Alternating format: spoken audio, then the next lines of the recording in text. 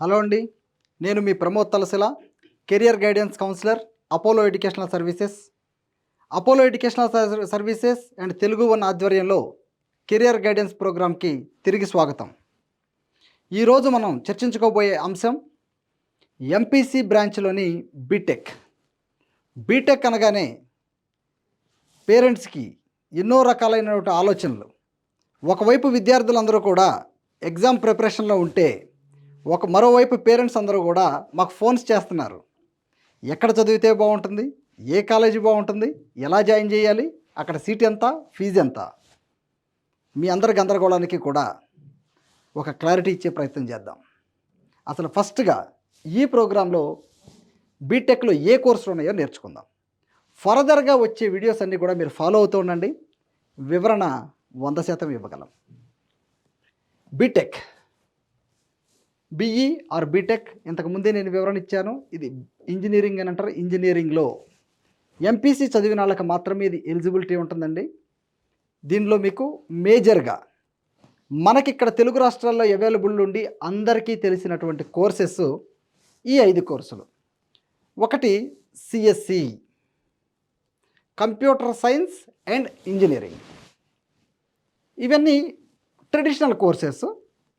తర్వాత ECE, electronics and communication engineering. తర్వాత triple E, electrical and electronics engineering. తర్వాత mechanical engineering. తర్వాత civil engineering. ఈ ఉన్న 5 కోర్సులు కూడా ఇంతకుముందు చాలామందికి మనలో తెలిసిన కోర్సెస్. ఇందులో కొత్త ఏముంది అంటే ఇప్పుడు మొత్తం పరిస్థితులు గత 4-5 సంవత్సరాల నుంచి మారిపోయాయి. ఇంజనీరింగ్లో రకరకాల కోర్సులు. అసలు ఏది చదవాలి, ఏది చదివితే మనకున్న అవకాశాలు ఏంటి, ఇవన్నీ మనం చర్చించుకుందాం 1 by 1. చూడండి, ముందుగా సిఎస్సి అనుకున్నాం కదా. ఆ సిఎస్సిలో ఎన్ని సబ్ బ్రాంచెస్ ఉన్నాయో దాని గురించి మాట్లాడుకుందాం. జనరల్గా కంప్యూటర్ సైన్స్ ఇంజనీరింగ్ అనేది ఇంతకుముందు చాలామంది చదివారు, మంచి మంచి జాబ్స్ వచ్చినాయి, సాఫ్ట్వేర్ ఇంజనీర్స్ అయ్యారు, లక్షల్లో ప్యాకేజీలు కొట్టారు. ఇంకా దానికి మించి మనం ఏం చేయాలి, దానికి మించిన కోర్సులు ఏమొచ్చాయి అనుకుంటే కంప్యూటర్ సైన్స్ ఇంజనీరింగ్ అనేది కోర్ బ్రాంచ్గా మనం తీసుకున్నట్లయితే దాని కింద దాని రిలేటెడ్గా ఏమేమి బ్రాంచెస్ ఉన్నాయో చూద్దాం. ఒకప్పుడు ఏం చేసేవాళ్ళు అంటే కంప్యూటర్ సైన్స్ ఇంజనీరింగ్ చదివిన తర్వాత దానిలో అప్గ్రేడేషన్ కోసమో లేకపోతే జాబ్ ఆపర్చునిటీస్ దేని మీద ఉంటే అవి సపరేట్ కోచింగ్ సెంటర్స్ మనకి అవైలబుల్ ఉండే. హైదరాబాద్లో కానివ్వండి, విజయవాడ కానివ్వండి, సమ్ అదర్ ప్లేసెస్లో కూడా కోచింగ్ సెంటర్స్ ఉండేవి. అమీర్పేట లాంటి కోచింగ్ సెంటర్స్కి వెళ్ళి నేర్చుకునేవాళ్ళు. ఇప్పుడు అదంతా లేదండి. డైరెక్ట్ కాలేజెస్లోనే అన్నీ నేర్పించేస్తున్నారు. కాలేజెస్లోనే ఆల్ కోర్సెస్ కంప్లీట్ ప్యాకేజ్తో విత్ జాబ్తో బయటకు వచ్చే పరిస్థితి ఇప్పుడు ఉందన్నమాట. వాటిల్లో ముఖ్యంగా మనం అందరం ఈ రోజుల్లో వింటున్న course AI, computer science engineering and artificial intelligence. ఈ ఆర్టిఫిషియల్ ఇంటెలిజెన్స్ అనే కోర్సు చాలా అంటే చాలా డిమాండ్ ఉందన్నమాట. ఇప్పుడు చాలామంది జాయిన్ అవుతున్నారు. అలాగే computer science engineering, data science. వీటన్నిటికీ మీరు ఒకటి గమనించాలి. ముందు కంప్యూటర్ సైన్స్ ఇంజనీరింగ్ అనేది యాడ్ చేసి తర్వాత ఏఐ అని యాడ్ చేస్తున్నారు. అంతకుముందు ఫస్ట్లో ఈ కోర్సెస్ వచ్చినప్పుడు ఏంటంటే ముందు కంప్యూటర్ సైన్స్ ఇంజనీరింగ్ అనేది ఉండేది కాదు. అప్పుడు మనల్ని ఏమన్నారంటే అసలు వాల్యూనే లేదండి ఈ కోర్స్కి అన్నారు. ఎప్పుడైతే పక్కన కంప్యూటర్ సైన్స్ ఇంజనీరింగ్ అనేది జాయిన్ చేశారో వచ్చేసింది వాల్యూ. ఎందుకంటే మనం కంప్యూటర్ సైన్స్ మీద ఆధారపడి ఉన్నాం కదా, జాబ్స్ కూడా దాని మీద వస్తున్నాయి కదా. అందుకని ప్రతి సర్టిఫికెట్లో కూడా specialization in computer science engineering and artificial intelligence అని మెన్షన్ చేస్తున్నారు అనమాట. తర్వాత computer science engineering and cyber security. ఈ సైబర్ సెక్యూరిటీ కోర్సు కూడా విపరీతమైన డిమాండ్, వరల్డ్ వైడ్గా ఎక్కడికి వెళ్ళినా కూడా డిమాండ్ ఉంది. తర్వాత సిఎస్ఐటి. అంతకుముందు ఏంటంటే ఓన్లీ ఐటీ అనేది ఇన్ఫర్మేషన్ టెక్నాలజీ అనేది ఉండేది. ఇప్పుడు దానికి ముందు సిఎస్ అని చేర్చారు, అంటే computer science engineering in information technology అని ఇచ్చారు. మీరు ఒకటి గమనించినట్లయితే ఇక్కడ ఐఓటీ అనేది ఉంది, ఇంటర్నెట్ ఆఫ్ థింగ్స్. ఇది మీకు ఇక్కడ కనపడుతుంది ఐఓటీ అనే పదం, ఈసీఈలో కూడా కనపడుతుంది. ఇదేంటంటే computer science engineering with IoT, అక్కడ electronics and communication with IoT రెండు దగ్గర ఉంటుంది ఈ ఐఓటీ అనే కోర్సు. ఇంటర్నెట్ లేకుండా ఇవాళ ఏమీ చేయలేమండి. ఈ ఇంటర్నెట్కి సంబంధించి కూడా ఐఓటీ, ఇంటర్నెట్ ఆఫ్ థింగ్స్ అని చెప్పేసి ఒక మంచి అద్భుతమైన కోర్సును తీసుకురావడం జరిగింది. అలాగే artificial intelligence and AIDS. Data science రెండు మర్జ్ చేసి కూడా ఒక కోర్స్ పెట్టారు. కొన్ని దగ్గరలో దీనికి సిఎస్సి ఉంటుంది ముందు, కొన్ని దగ్గరలో సిఎస్సి ఉండదు. ఇది మీరు గమనించాలి. ఇంకో కోర్స్ ఉంది ఇక్కడ, AI and ML, artificial intelligence with machine learning. ఈ కోర్స్ కూడా అండి, ఇక్కడ ఏఐ అనేది ఓన్లీ ఆర్టిఫిషియల్ ఇంటెలిజెన్స్ ఉంది. ఇంకోటి AIDS, artificial intelligence and data science ఉంది. తర్వాత ఇక్కడ వచ్చేసి artificial intelligence and machine learning ఉంది. సో ఇన్ని కోర్సెస్ ఒక్క సిఎస్సి రిలేటెడ్ కోర్సులోనే ఇప్పుడు మనకు కొత్తగా వచ్చినాయి సబ్ బ్రాంచెస్. ఇవన్నీ కూడా విపరీతమైన డిమాండ్ ఉన్న బ్రాంచెస్ అండి. ప్రతి కాలేజీలోనూ కూడా ఈ బ్రాంచెస్ని ఇంట్రడ్యూస్ చేయడం జరిగింది. తర్వాత ఈసీఈ గురించి మాట్లాడుకుందాం. ఒకప్పుడు ఏంటంటే నేను చాలా దగ్గర నుంచి ఈ కెరియర్ గైడెన్స్ ప్రోగ్రామ్ స్టార్ట్ చేసినప్పుడు కంప్యూటర్ సైన్స్ కంటే కూడా ఎక్కువగా ఈసీఈ అడిగేవాళ్ళు.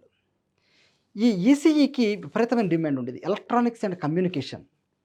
ఎందుకని దీనికి ఇంత డిమాండ్ అంటే 2011లో మీరు అబ్జర్వ్ చేసే ఉంటారు, రెసెషన్ పీరియడ్ నడిచినప్పుడు చాలామంది సాఫ్ట్వేర్ జాబ్స్ని కోల్పోయారు. ఆ టైంలో కూడా జాబ్స్ అన్నది ఈసీఈ వాళ్ళకి. సో అలాంటప్పుడు ఈసీఈ ఒక సింగిల్ బ్రాంచ్ మీద వెళ్ళిపోయేది, ఎలక్ట్రానిక్స్ అండ్ కమ్యూనికేషన్. దీంట్లో సబ్ బ్రాంచెస్ కూడా ఉండేవి కాదు. తర్వాత స్లోగా గత 4-5 ఇయర్స్ నుంచి కూడా దీనికి ఆదరణ తగ్గింది. యాక్చువల్గా ఇండస్ట్రీలో సిఎస్సికి ఎంత డిమాండ్ ఉందో ఈసీఈ కూడా అంతే డిమాండ్ ఉంటుంది. ఒక రకంగా చెప్పాలంటే ఇది స్టాండర్డ్ బ్రాంచ్. దీనికి అప్ అండ్ డౌన్స్ ఉండదు. జాబ్ మార్కెట్లో ఎప్పుడు కూడా స్టాండర్డ్గా నడిచే బ్రాంచ్ ఈసీఈ బ్రాంచ్. ఈ ఎలక్ట్రానిక్స్ అండ్ కమ్యూనికేషన్స్లో ఒకప్పుడు ఏంటంటే ఎంబెడెడ్ సిస్టమ్స్ ఓన్లీ ఎంటెక్లో మాత్రమే అవైలబుల్ ఉండేది మనకి. ఇప్పుడు ఎంబెడెడ్ సిస్టమ్స్ అనేది డైరెక్ట్ ఈసీఈలో సబ్ బ్రాంచ్గా ఉంది. మీరు బీటెక్ ఎంబెడెడ్ సిస్టమ్స్ తీసుకోవచ్చు. ఇది కూడా చాలా మంచి కోర్స్. తర్వాత సేమ్ అలాగే విఎల్ఎస్ఐ కూడా సేమ్ ఇలాగే ఎంటెక్లో ఉండేది, ఇప్పుడు డైరెక్ట్ బీటెక్లోనే విఎల్ఎస్ఐ అనేది ఇంట్రడ్యూస్ చేశారు. తర్వాత ఈసీఈలో ఈవీ టెక్నాలజీ, ఇది మీరు గుర్తించాలి. ఏంటి EV technology? Electronic vehicles technology. ఎక్కడ చూసినా ఎలక్ట్రానిక్ వెహికల్సే కనపడుతున్నాయి. దానికి సంబంధించినటువంటిది EV technology, electronics vehicles technology. ప్రతి ఎలక్ట్రికల్ వెహికల్స్ ఇండస్ట్రీకి కూడా విపరీతమైనటువంటి డిమాండ్ ఉంది. అలాగే ఈ కోర్సు మీకు చాలా తక్కువ కాలేజీలో కనపడుతుంది, ఉన్న 1-2 కాలేజీలు కూడా తీసేశారు. ఎందుకంటే ఈ కోర్సు గురించి అవగాహన లేక.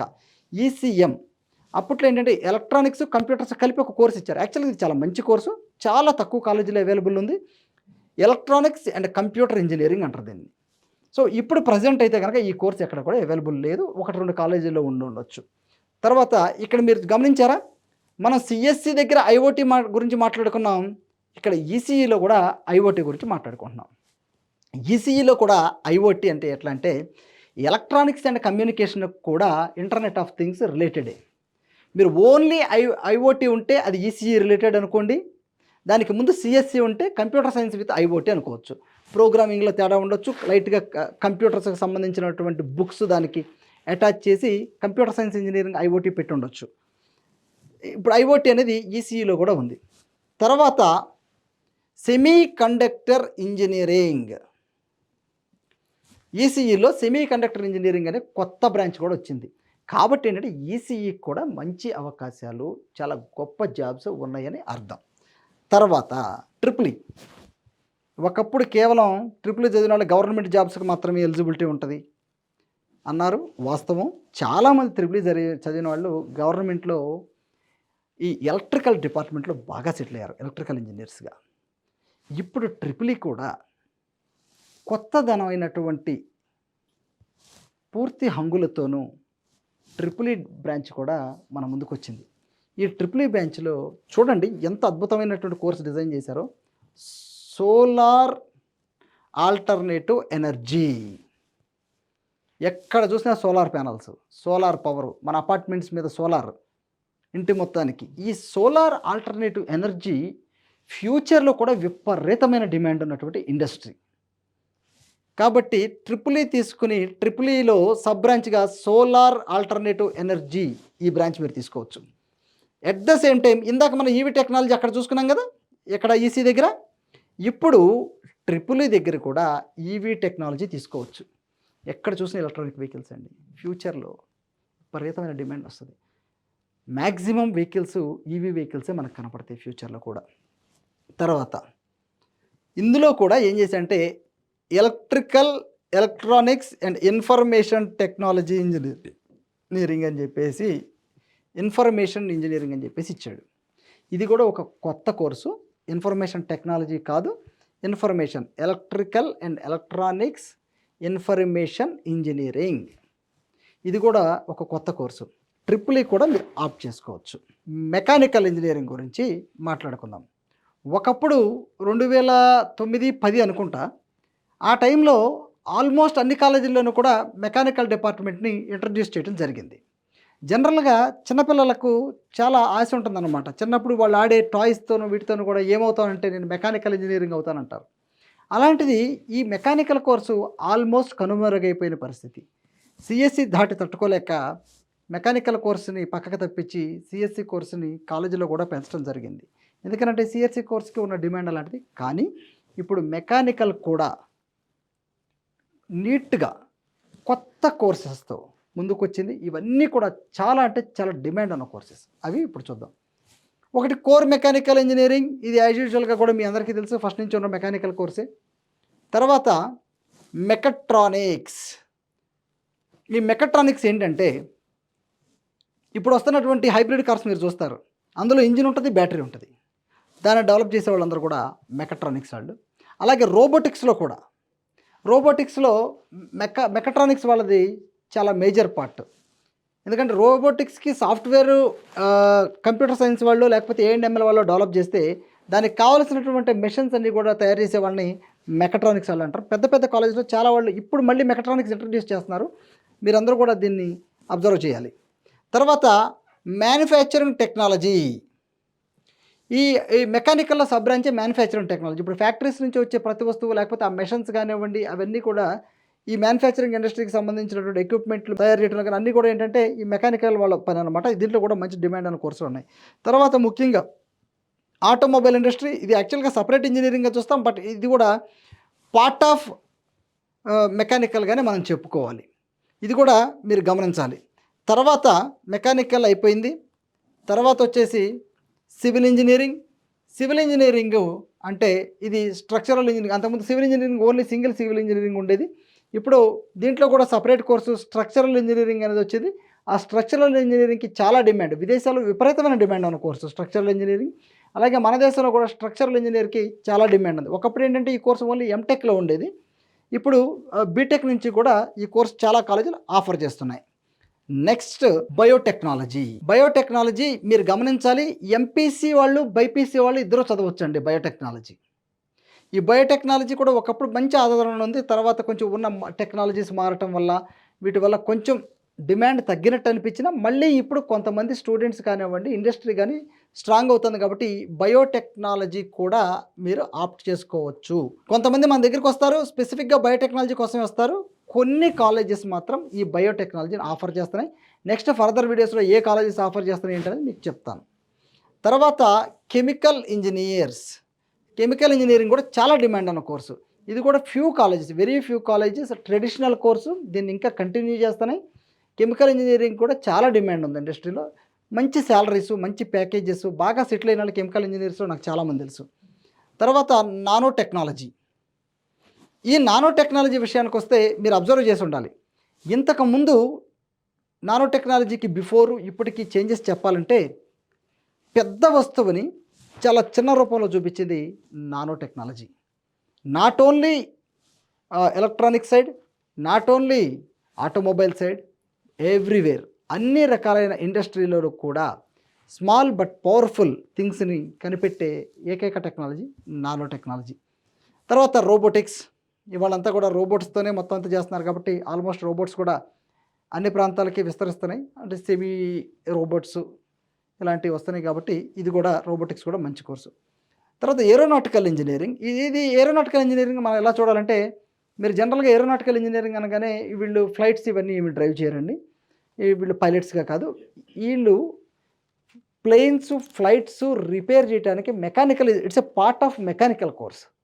ఇది మీరు అబ్జర్వ్ చేయాలి. ఇది కొన్ని కాలేజీలు ఇంకా కంటిన్యూ చేస్తున్నారు. బాగుండే కోర్సు. ఇంట్రెస్ట్ ఉన్న వాళ్ళు ఎవరైనా కానీ ఏరోనాటికల్ కోర్స్ కూడా ఆప్ట్ చేసుకోవచ్చు. తర్వాత అగ్రికల్చరల్ ఇంజనీరింగ్. ఈ అగ్రికల్చర్ ఇంజనీరింగ్కి మీరు అబ్జర్వ్ చేయాల్సింది ఏంటంటే, అగ్రికల్చర్ ఇంజనీరింగ్ వేరు, ఏజీబీఎస్సీ వేరండి. వీళ్ళు ఏంటంటే అగ్రికల్చర్కి సంబంధించిన ఎక్విప్మెంట్ డిజైన్ చేసే ఇంజనీర్స్. అలాగే అగ్రికల్చర్లో ఇంకేదైనా టెక్నాలజీస్ ఉన్నా దానికి కావాల్సిన ఆ ఇండస్ట్రీకి ఇండస్ట్రీకి కావాల్సినటువంటి వస్తువులు అవి తయారు చేయడానికి కావాల్సినటువంటి ఇంజనీరింగ్ ఇది అగ్రికల్చర్ ఇంజనీరింగ్. కొన్ని కాలేజెస్లో ఇది కూడా అవైలబుల్ ఉంది. Petroleum engineering. ఈ పెట్రోలియం ఇంజనీరింగు మరి ముఖ్యంగా ఓఎన్జీసీ, రిలయన్స్ లాంటి కంపెనీలో మంచి ఆపర్చునిటీస్ ఉన్నాయి. దీనికి కూడా మంచి మంచి జాబ్స్ ఉంటాయండి ఈ పెట్రోలియం ఇంజనీరింగ్లో. తర్వాత లెదర్ టెక్నాలజీ. లెదర్ టెక్నాలజీలో కూడా చాలా మంచి మంచి ఇండస్ట్రీస్ ఉన్నాయి, మంచి శాలరీస్ ఉన్నాయి. ఇది కూడా మీరు ఆప్ట్ చేసుకోవచ్చు. ఇవన్నీ ఎప్పటి నుంచో ఉన్న కోర్సెసే. తర్వాత మెరైన్ ఇంజనీరింగ్. మెరైన్ ఇంజనీరింగ్ కూడా చాలా డిమాండ్ ఉంది. ఇది కూడా మీరు తీసుకోవచ్చు. ఇదేంటంటే కొంచెం కోస్టల్ ఏరియాలో ఎక్కువగా డిమాండ్ ఉన్నటువంటి కోర్సు. తర్వాత ఏరోస్పేస్ ఇంజనీరింగ్. ఏరోస్పేస్ ఇంజనీరింగ్ అంటే మీకు ఆల్రెడీ ఐడియా ఉండి ఉంటుంది. ఇది మొత్తం రాకెట్స్కి సంబంధించింది, ఆ ఫ్యూయల్కి సంబంధించినటువంటి కోర్సు. ఏరోస్పేస్ ఇంజనీరింగ్ కోసం చాలామంది పిల్లలకి ఇంట్రెస్ట్ ఉంటుంది. ఈ ఏరోస్పేస్ ఇంజనీరింగ్ కూడా మీరు ఆప్ట్ చేసుకోండి. ఇది ఎక్కడ దొరుకుతుంది, ఏంటి, ఎక్కడ అవైలబుల్ ఉంది, దీనికి ఎలిజిబిలిటీ ఏంటి అనేది ఫర్దర్ వీడియోస్లో మాట్లాడుకుందాం. తర్వాత ఏవియేషన్ ఇంజనీరింగ్. మీరు ఒకటి గమనించాలి, ఇక్కడ 3 రకాలు చెప్పుకున్నాం దీంట్లో. Aeronautical engineering, aerospace engineering, aviation engineering. ఈ 3 డిఫరెంట్ అండి. ఇవి మీరు గమనించాలి. తర్వాత వచ్చేసి మైనింగ్ ఇంజనీరింగ్.